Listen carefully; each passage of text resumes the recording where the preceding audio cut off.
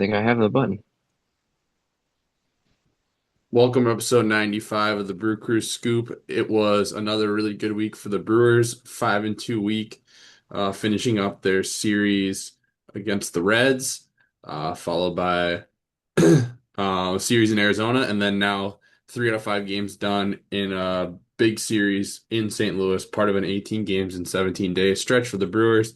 They just keep on rolling every week. It's 500 or better. This is one of those weeks that it was better.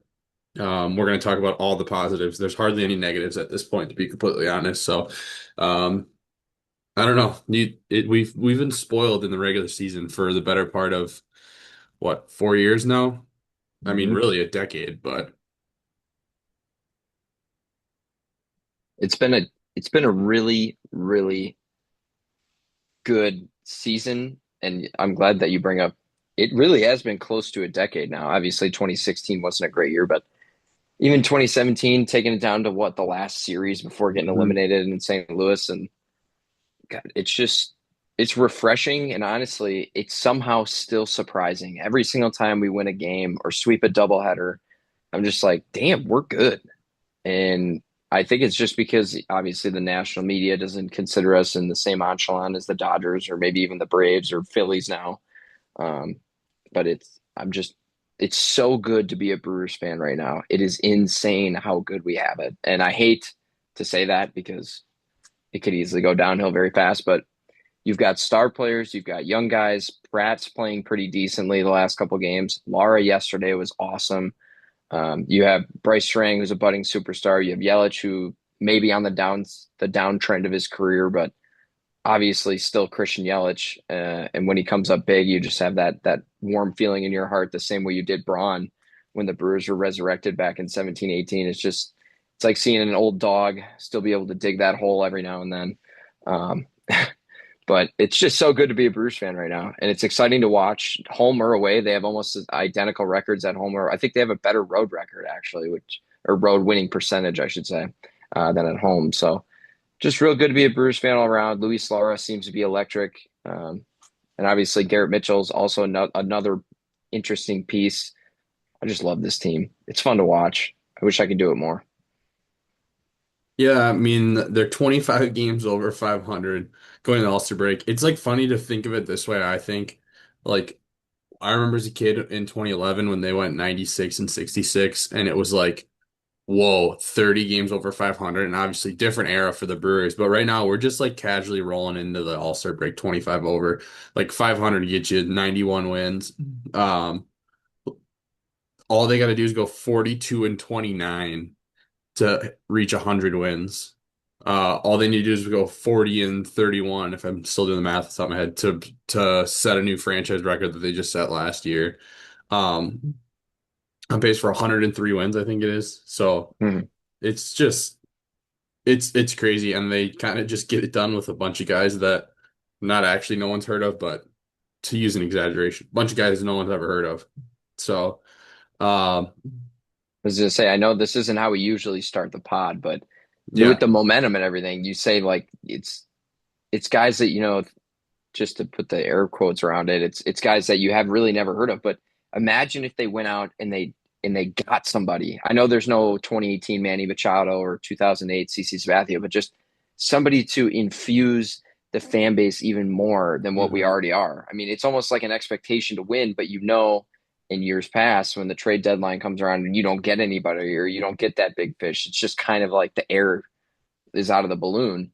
And then, you go on a little scuffle in September and it's like, well, you should have went out and got that guy. And doubt starts to creep in. I would well, love to just go get somebody, and I know a couple of years ago we got like Eduardo Escobar to fill in at third base. It's like even somebody like that who's just like he been there, should have done been better that. than he was. Yeah, that was, And but it was a miss, but like, and he wasn't horrible. He just wasn't, he hmm was on pace for like 32 bombs. And I don't think he reached that, but it's just somebody would be so much fun. It would take me over the top in how yeah, much I trust this team. it's funny because like to the point. I know you're talking about trades, but like to the point of like, oh, what if we just went out and spent the money once or take the big swing once? It's kind of funny that like Christian Yelich was the big swing, and he's been good at times, But if he hadn't taken a hometown discount, that would have been a really bad contract. It's ultimately proved to be fine, because he's had some good years and he's a great clubhouse guy. But then, like, would he give him the qualifying offer? We'll talk about this more, but like, I mean, his season's probably over, and which means his Brewers tenure is probably over, with another shoulder injury that we'll get into. But these are the guys that they've paid $20 million to before, and they're not working out. Not to mention Reese Reese Hoskins. I Hoskins. would say Yeah. Reese Hoskins, giving him whatever it was, 35 over two Well, years. they learned this, 12 years The guy ago doesn't with even. Matt Garza and Kyle Loesch and Suppan. And I mean, not So, everybody you pay is going to work well, out. you'd almost are. It's almost like you'd argue they should just brewer some more. Yeah, Like, no. And I so heard somebody say like pretty cool. maybe David Stearns is really good at being a Brewers GM, but like it's almost like they're making excuses. He's got too much money to work with. And I think maybe it's a good thing that, you know, we don't spend a ton of money because it can handicap you. You It's can't get off those guys that are on 8 to 10 year contracts as easy as you can get off of Luis Rengifo. we'll throw you into the fire coal we're just talking about right now, just kind of reflecting on the success of, the better part of a decade and talking about how the big swings we've taken in mostly in free agency or contracts are kind of been the sometimes the least productive moves, whether it's Woodruff or Hoskins, or we said Yelich's team deal is friend or Yelich's deal is team friendly. Had it not been, had he got market value at that point, it would have been a bad contract for us now. So maybe the Brewers should just keep brewersing. Obviously we know that, but it's just crazy. They just keep getting it done with the same guys. Yeah, and I think the other thing is like a lot of the guys that even we got and then let walk, like the Hmm. Abe Garcias and stuff like that. Like, thank God, because they end up usually being pretty bad. Or Are you I don't gonna know, go did back to that start with the Freddie thing, or no? Did you just Moose and start with Grandal? Brewersing? No, we were just Yeah, talking about just how spoiled we've been in the regular season with not nobodies, but for lack of a better term, you know. And yeah, I mentioned like how nice it would be, if we had made like some sort of, or if we're going to make some sort of big move in July. And then Scoot brought up, not every big move will pan out, and so maybe it's best that we continue to plug holes with what we got, yeah. Well, kind of. I was talking to another group chat with some Brewers fans, and they're talking about who they want, blah blah blah. And one of the names that came up was what's his face? Suarez on the Reds. And last year, Oof. obviously, everyone's like, "Oh, we need to get him at the deadline," and we're like, do you?" And obviously, he cooled down once he got moved to the Mariners, but also this year he's been Been awful. pretty bad. He Yeah, doesn't even have 10 homers yet, I don't Yeah, think. which yeah. he might be another name that gets moved, but I don't know if we'll want him, but Not with especially Joey because he's Ortiz being yeah. the third baseman of the decade for the Brewers. Yeah, well, the thing is even if we added him, like he's not going to play full games because of the glove downside relative to Ortiz or Hamilton when Hamilton's healthy. But yeah, Well, we've been reminiscing on the great regular season, so we're just gonna do the recap now. you're already recording too. Yep, Yep. and you guys. We were gonna talk. We did kind of talk about some of the stories a little bit, but just doing the normal recap anyways. They did lose that last game in Cincinnati. Miz looked a little bit human again, but just barely. 5 hits, Yeah. but still 10 Ks and no walks, just one earned. He did get the loss, unfortunately.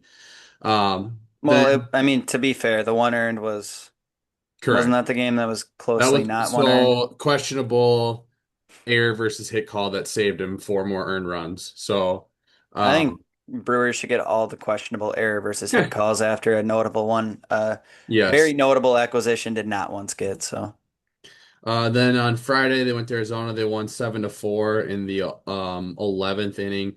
Mitchell homered.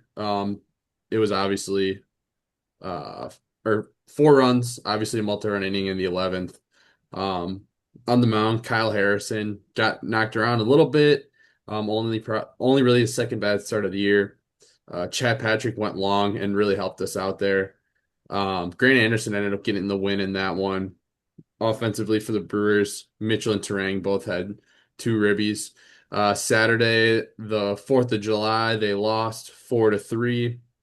Um, they scored one in the ninth to make it interesting. but they couldn't get it done. Yelly did homer in that game. Churio homered in that game on the mound. Unfortunately, Brandon Woodruff was cruising and the shoulder popped back up. All of a sudden, that velo dipped down. So sounds like there's a cyst that's popped up, maybe some labrum damage. So we already said it, but probably the end of his season, maybe the end of his Brewers tenure. I don't know. I'd go as far as to put a fork in him the way Brewers Twitter was saying he should just be a coach next year. I don't know. I think he could maybe pitch Major League Ball. He's only 32, I think. So um, maybe I'm wrong. It is a shoulder, a little scary. Sunday, Brewers took the series 3-2. Jake Bauers had a big home run. In the seventh to go ahead, Joey Ortiz had an RBI single in the seventh. Drew Rom got the win. Trevor McGill got the save. How good has he been lately? Monday started the 5-game series in St. Louis. Brewers won 4-3. Um, Hamilton and Terang both had two RBIs. Shane Drawn got the win. Trevor McGill another save. Chet Patrick had two scoreless again in that game. And then yesterday the doubleheader, another 4-3 win to start the day. Um, Brewers had a 4-run seventh inning, or what? Sorry, this recap is wrong. I was reading through the ESPN recap, and that's not correct. But anyways, they won 4-3. Offensively, Yelich had three hits. He went 3 for 5. Good to see him heating up. He was cold for a little bit there. Miz, again, looked Miz human with 3 earned runs, but he's still at 11 strikeouts and no walks. The no walks has been the difference for him this year, obviously, but just incredible. He's 10-4 on the season. Uribe got the save. Then in game two, Brewers blew him out of the water, won 10-2. Gasser almost won 8 innings.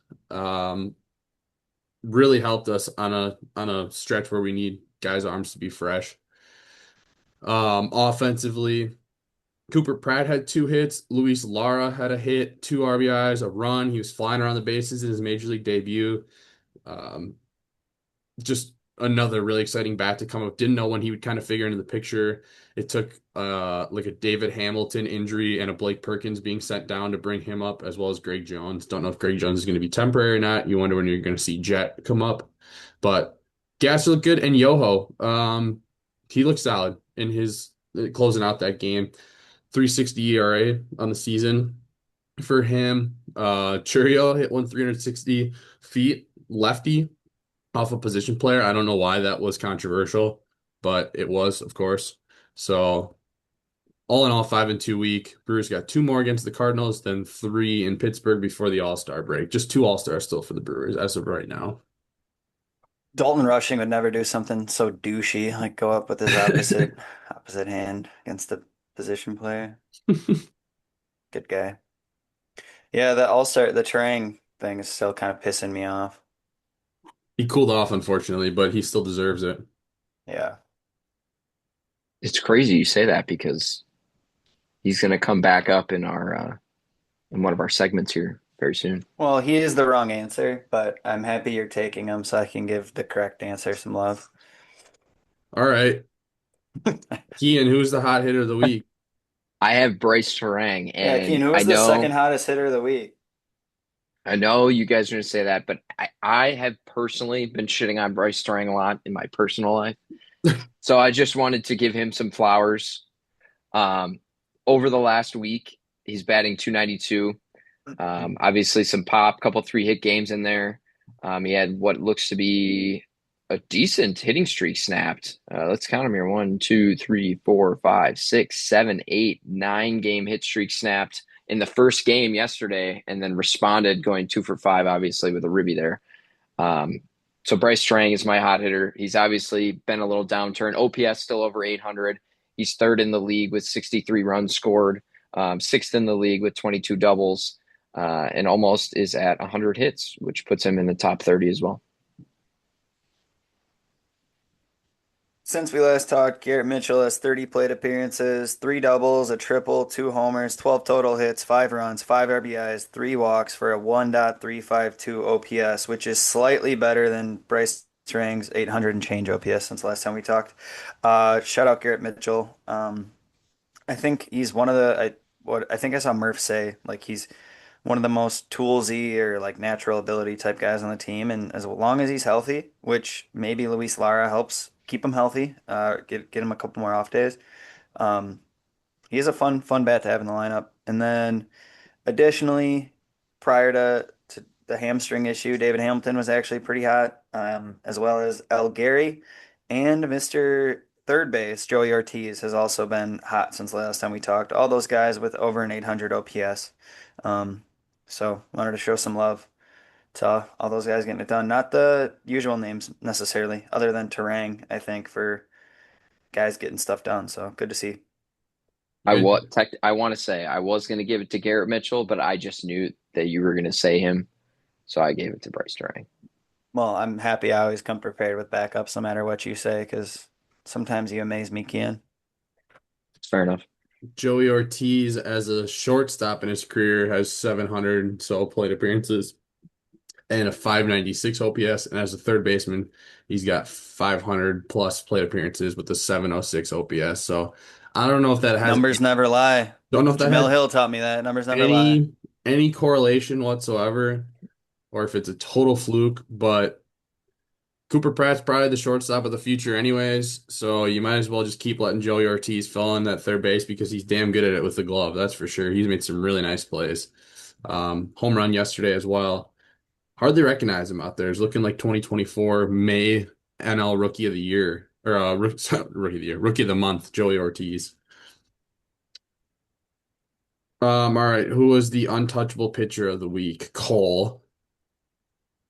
I want Kian to go first because I might steal his answer. I'll pick something off the wall for him. Really leave it open. Um, Craig Yoho, 4 innings pitched, 0 whip, 2 Ks. Like saying positive things about Craig Yoho on the Major League Ball Club. He's owned the Around the Farm Ball Club in years past, but now he gets the Major League shouts. Who you got, Coach Kian? I You could go obviously with Miz, even though he took a loss and he pitched well. You could go with Chad Patrick, bouncing back after giving up 4 runs to the Cubs. But I'm going to go with Abner Uribe. You Um, could also go with McGill for the record if you're going to go with I went Uribe. with McGill last week, so I'm Yeah, going to just go with Abner. I'm going to shout out another bullpen arm. I believe he's gone 4 2/3 since the last time we talked. Haven't given up a run, and he also hasn't given up a run since June 19th. I mean, the guy is nails. Served his 1 game suspension at the perfect time after pitching 4 out of 5 games. Hasn't been a problem since. His antics are great to watch. Um, he's just absolutely wild. Perfect guy for the bullpen to match with McGill's MAGA, happiness and stoic nature. So I'm gonna go with Abner Uribe. The pen is looking a lot better than it was briefly there. When Abner and McGill are pitching like this, and if Aaron Ashby can be similar to how good he was when he was really locked down and not as bad as he was a couple years ago, um, winning every game. And if Chad Patrick can keep giving us some length, the bullpen looks pretty solid. But because for a moment there, that was my biggest concern. So I still wouldn't hate a bullpen arm being brought in July, but looks a little better. And as we talked about with the record already, it shows that we're firing on all cylinders. Um, that magic number page on Twitter, I mean, it's silly to think about it before the All-Star break, but it's at like 65. So like that's good stuff there. I know I mentioned they got a 5.5 game lead on the bye. They're just a game behind the Dodgers for the best record in baseball, 7 game lead over the Cubbies. Um, things are good. Dylan Cease has a no-hitter right now and going into the 8th inning. Dylan Cease is nasty. Yeah, I'm happy he's unrelated, having a but good year. yeah, against the Giants right now. All right, well, we can talk more about the standings if you would like, or we could talk about the transactions. David Hamilton going down. Didn't think I'd say this before the year, but him going down was kind of big for us. He's been really good. Um, Woody, we've already uh, previewed that a little bit. Do we want to have a venting session for our guy Woody? Obviously, he's a fan favorite. He's, I'm sure, a favorite of both of yours as well as mine. You just feel for the dude. It really sucks. And even with it, even with the velo going from mid to upper 90s to low 90s, he was effective. And then it's like even when his arm goes out, he's still effective when he's throwing 75.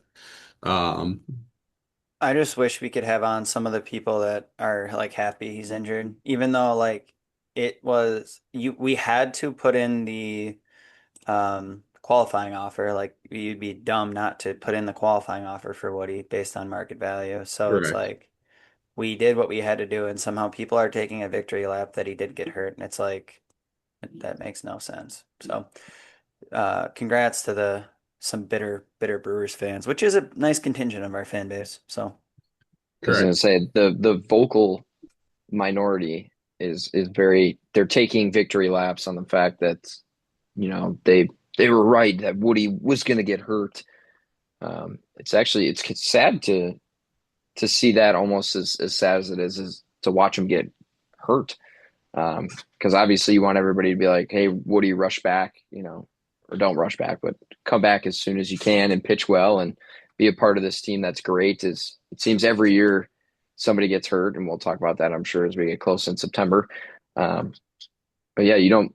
It sucks to see people just gloat about how they were right about an injury. It's different than being right about somebody being good or bad. it's also like I don't think if you asked any Brewers fan, they'd be like, "No, he's for sure going to be healthy. He's coming back off that shoulder. He showed it last year. Like we all knew there's a chance he'd get hurt again, but It it's was a not chance I like was willing to take, and the fact that it's not even if they're talking about it's not worth the money because the injury was there, and I told you so. It's not your money. The team is going to on pace to win 103 games. What was the hurt of giving him the qualifying offer and having him take it, where he's yeah, comfortable? If he was better off being here than being somewhere else, probably in his mind. And I'd rather have him rehab here and pitch. And he pitched well when he was out there. So I don't know how in any way this is a bad deal, except for him getting injured, which no one could have predicted. And if you don't give him the qualifying offer, you could have just as easily gone somewhere, had a 3.5 ERA, stayed healthy all year, and everyone would have been like, "Wow, we didn't even get a freaking draft pick for that. Are you kidding me?" So, yeah, it's a lose-lose to some people. But the other thing too is like with a team of all these young guys, you can't tell me that it's not worth something to have a Brandon Woodruff in the clubhouse for these young pitchers. Like what about just a as Jordan Montgomery? yeah, just the same way with the Yelich. Even though Yelich has been on the field a little more and I don't know, playing fine. He's not playing great, but like it means something to have Brandon Woodruff in that clubhouse. As much as I love the Brewers being the Brewers and just having young, controllable talent, it helps to have guys who've been in the playoffs a bunch of times and guys who've been there forever. And he's the longest tenured Brewer, so it's not like we just threw 20 million at whatever Gino Suarez and he's been hurt all year. It's it's Brandon Woodruff, one of the best pitchers in franchise history. So Also, you know what bugs me about it is that this wasn't a long-term deal. So it's not like he's on the books for the next even 2, 3 years. It's done after this year. So the money doesn't hurt you in the future. I don't understand why anybody cares. I'd rather do a 1 year, $25 million deal on a guy to give me 2 WAR than a 8 year deal for a guy to give me 5 WAR and then negative WAR at the end to make it the same amount. I don't understand. It was a really good deal at the time. 1 year qualifying offer. Money doesn't hurt you if he doesn't do well. But like I said, this was the best place that he was going to play. If he was in New York, like Freddie, who knows if he would have, had these 3 or 4 great starts and then gotten hurt. if we don't sign Woody too, like we probably ended up just keeping Freddie for the last year and doing a Willie Adames type situation where we just keep him and I don't know if it has to do with him not being in Milwaukee anymore, but he's really regressed. So that was the alternative. I don't know. Sometimes the grass isn't always greener. We're arguing with a very small percentage of Brewers fans. Like we say, it's just the loud ones. So, you guys got anything else about the standings or transactions? Hearing none. No. We can go around the farm. Um, the one thing I wanted to note around the farm. Oh, I guess Logan Henderson's starting tonight. That's noteworthy.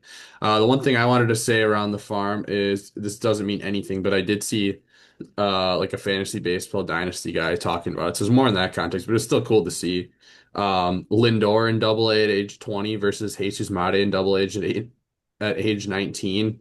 Average homers, RBIs, OBP, OPS, all above Lindor slightly. and about the same sample size. Stolen bases about the same. So if you're going to use that as whatever benchmark, again, doesn't exactly apply, but he's on track with some of the great MLB players, as we're not surprised. But doing it again in the farm. Yeah, I don't. Did we talk about Jesus Mate in that MLB um No. Oh, show? the futures game. No, they're Oh, doing like a yeah, show no. where they're following him or something. No, I don't think we Couple like did. five top prospects, so that's pretty cool. But yeah, Futures game too. Um, Mate and Pena, right? Yep. Yep. Um, otherwise, um, Leanders Matos had 5 home runs and was the DSL Player of the Week. Couple different arms are performing well for the T-Rats. I have Wandy Torres had 10 Ks in 7 innings and gave up 1 earned just the other day for T-Rats.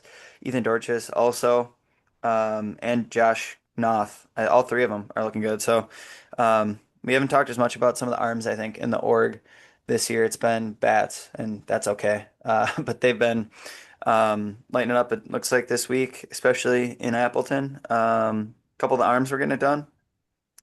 Another DSL player, Ricky Monies. Last name is literally Moneys. So I'm going with Monies. I like it. We have Jesus made. We got Monies. Just keep her rolling.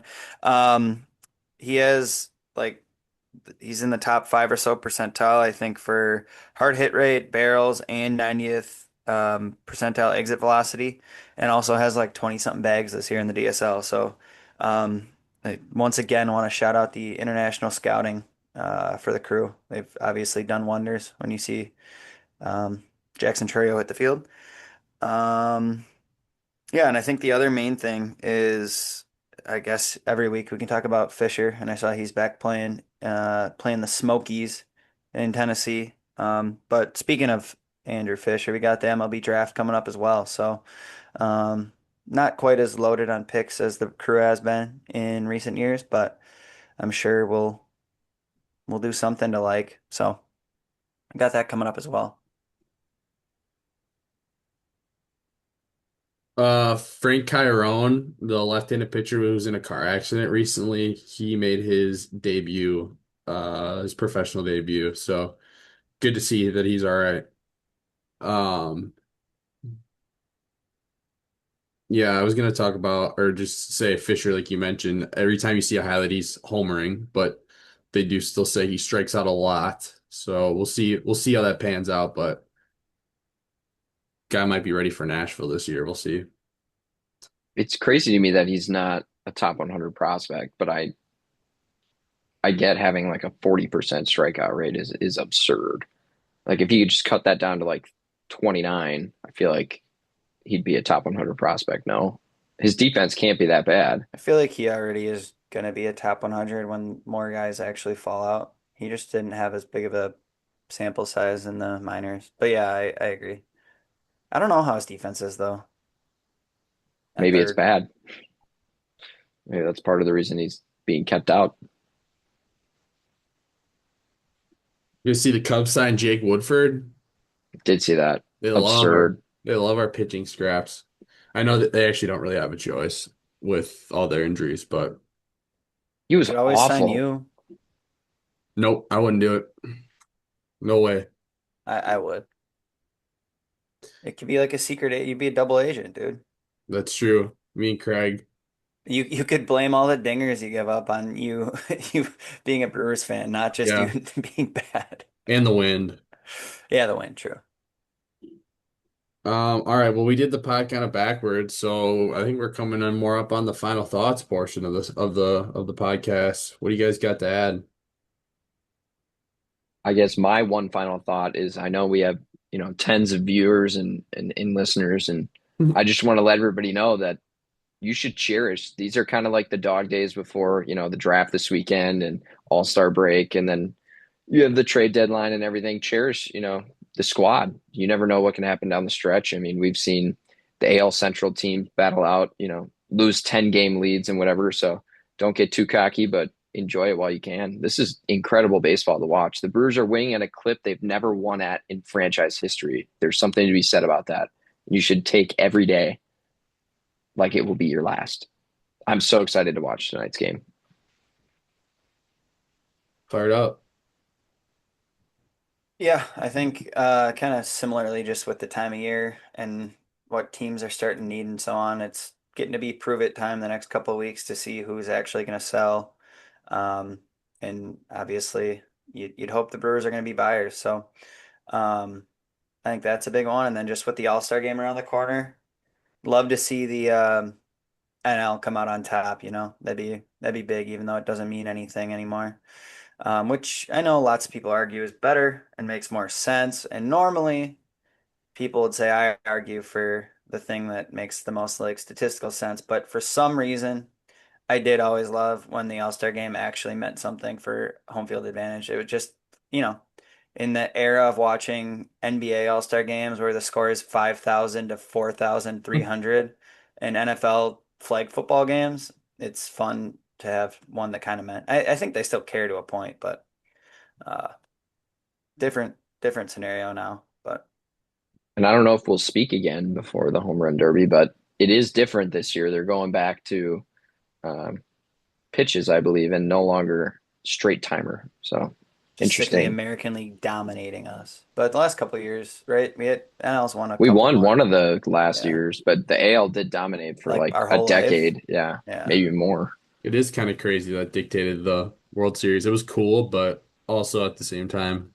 didn't make And a say, ton. especially in It the was eighth cool. inning when you've got George Kataris out there instead of, the actual best players. Yeah. Why the hell are you slanting George I'm not Kataris? slanting George Kataris. I think he should have been an all-star when he, hit for the cycle in whatever year that was, 2011. So I'm Good. looking at the ESPN put together a list a couple days ago, top 100 trade candidates. So Tarek Skubal is number one, though the Tigers been playing a little better. They're only 5 games out of the last wild card, but they are 41 and 50. We don't need to do the Tarek Skubal thing right now, but Joe Ryan is up there too. I saw a couple Brewers fans mentioning that. Again, don't know that a starting pitcher makes the most sense for us. I don't think it'd be bad though, Obviously, because you could move guys then. no, it wouldn't And be bad, but like Detmers is up there too, is interesting. But then Reed. a lot of Robbie the guys, Ray, a lot Freddie of the Peralta. yeah, a lot of the guys on this list are Can you out, imagine Freddie outfielders. coming back for cheaper? That would be Crazy. funny. Jet Williams, 1-for-1 swap. A lot of outfielders and shortstops, which is not exactly what we're looking for right I now. know. There's also like I know it's not like great, but like Glaber and can't think of his name. The second baseman for the Padres. Jake The Cronenworth. Arias, Yeah, not Cronenworth, sorry. I know he doesn't always play second, but I wish either of those guys played third. Like, there's no one out there really that plays third that's worth anything that's actually going to get moved, it seems like. Chapman's on here. Obviously, we talked about Josh Hader. My thing, okay, that's stupid. We're Bring not him taking his home. contract. Matt Chapman, third base is I high up on just, the list. Is there's getting How money many there years though. on his deal does he Yeah, have left, too too? much. Matt Chapman. I think it's a good amount. They would have to eat so much of that contract, but I wouldn't hate that idea. I mean, if they ate the contract, Isak Paredes. Yeah, but are they That's actually going to another one I sell? would I don't think do. That's they're what I'm actually going to saying. sell. That's the They're problem They've that been I'm two looking years better. for. out. Correa's hurt for the year. Like, why would Exactly. they sell him? But Or at least not for cheap. We'd be paying a normal price for I him, would which is take fine. But yeah, Paredes. he'd be good. He'd be That good. reminds me of like we talked about it failing, but an Eduardo Escobar type. I think I he's was better so than hyped Eduardo when that Escobar. happened. hmm Yeah, but a lot of pitchers, a lot of shortstops, a lot of outfielders on here. Not really stuff that we're necessary. I should say starting pitchers. Not really stuff we're looking for. But In the um, playoffs, anybody can be a reliever, though, so I don't hate the idea of adding another starting pitcher. Willie Robbie Castro, Ray. Willie Castro, Robbie Ray. Really Castro. Willie Castro could be a cheap uh move. I know he hasn't been that great in the last couple of years, but he plays everywhere. He's a guy we tried to target in the past. What about Luis Rengifo? I think he's on the market. Yeah. You'd plug and play him. He'd fit perfectly. That's funny, Keen. Really funny. Thanks, man. Pissing me off. IKF, Where's Mark Canna? IKF. Mark Vientos. I could see that happening. Yeah. Um, but we're getting to the non-needle mover section really. So, What makes your needle move, bud? Aramis Ramirez, Josh Donaldson. I think they're both available. I was gonna say you could probably call up Josh. He probably would play if we wanted him to. He's a psycho. Travis Shaw, where's he at? Tell me about it. Alex Rios. Just name dropping random guys at this point. That's all I got. Unieski Betancourt is in jail, so I don't think he's on the market. Did you guys move some product July 4th, Coach Gainer, or were you not at home? We had a doubleheader July 3rd, How'd but we that were off go? the 4th. It was all right. Off the fourth? Well, they were in Royal Oak, so I had off. Oh, I was gonna But say. the boys were in Royal Oak, Michigan. Oh, Aren't they managed by yeah, DJ LeMahieu. DJ LeMahieu? Yeah, that's That's cool. pretty cool. He Yeah. owns the team and Oh, he really? manages it. That's cool. The So, Leprechauns, right? yep, I think That's he's cool. from there, I believe. Otherwise, I have no idea why you would choose to live in Royal Oak. There's nothing there. Is that Michigan? Yeah, Yeah. All Michigan's right. such an odd place, but Last thing, anyone getting added to the All-Star team? I saw people talking about Terang, Harrison, Ashby, McGill, Churio. Those are all guys that could still be replacements. They already named some replacements, so probably not. But who should we campaign for last minute? Who deserves to get in? Bryce Terang. Turang and Harrison, I think, If Harrison didn't pitch, you know, in Vegas. in Vegas, didn't he pitch in Colorado too? But he pitched well in Colorado. No, I don't think so. Um, well, good thing then. But yeah, Vegas. he pitched on the moon, so gave up 1,000,000 runs. It literally cooked his season. They put Luzardo in there, I mean, who he's had a still got a 3.75 282. ERA, He's still and got a I'm 282. surprised they didn't go with Kyle Harrison. It seems a bit odd, but He Harrison has doesn't. less innings, I was but he gonna has say, more wins and more WAR, so who fucking cares? does yeah, it doesn't make. In the innings are like 25. You're telling me if Kyle Harrison pitched 25 more innings, his ERA would be more than 3.75, and he'd have If you less have WAR. more WAR and less innings, then the innings thing doesn't do anything for me. yeah, whatever fits our agenda is what I agree with. Exactly, dude. WAR is a really good stat. And for If I pitchers, had it's better He's got than. almost a 4 ERA. I don't care how many innings you pitch. That's an all-star for me is someone What who's if he closer pitched to every 3. inning this year, Coach Kane? I don't I'd give give him a an all-star fuck. nod. That's so dumb. The Phillies always bitch and moan. Did Bryson Stott is he's an all-star, right? Yeah, I think so. And he's been booty sticks. So I don't want to fucking hear it from Philly fans You know who's not been bad is Dansby Swanson. the last 2 weeks. Found his stroke. He's stroking all right. Go Brewers. Go Brewers.